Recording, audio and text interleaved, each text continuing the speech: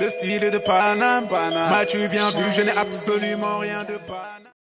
Eh bah, conseil numéro un. Eh bah, là, je vous dirais de ne pas utiliser n'importe quel chargeur, câble USB et autres. Pour toujours utiliser ceux qui sont de la même marque que votre téléphone Android. Conseil numéro 2. Là aussi, c'est comme les conseils numéro un pour utiliser des écouteurs et casques qui sont de la même marque que votre téléphone. Conseil numéro 3. Si je vous dirais de ne pas laisser votre Android avec connexion allumée auprès d'une télévision parce que ça peut causer des problèmes. Conseil numéro 4. Là, je vous dirais de ne pas baigner, de ne pas laisser mouiller votre téléphone parce que ça fait gravement endommager votre système.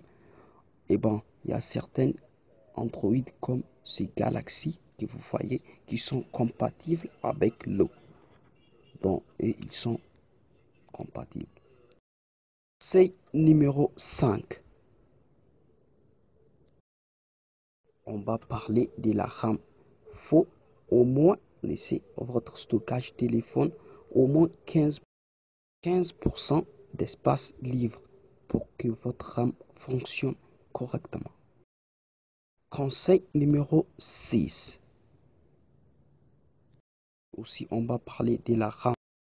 Faut nettoyer des applications récemment utilisées de votre système. Conseil numéro 7.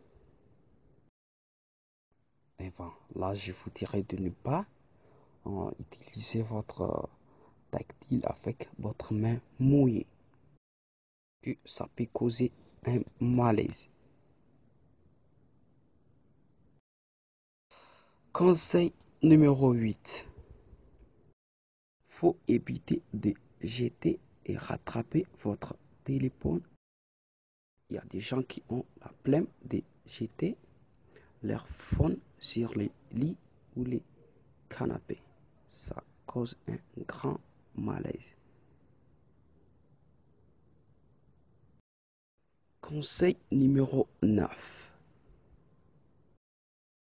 Là, on va parler des fausses antivirus et nettoyeurs. Ça, ce ne sont pas des antivirus ou nettoyeurs. On prend seulement des informations sur vous. Je vous conseille de ne pas installer toute cette liste. Je préfère vivre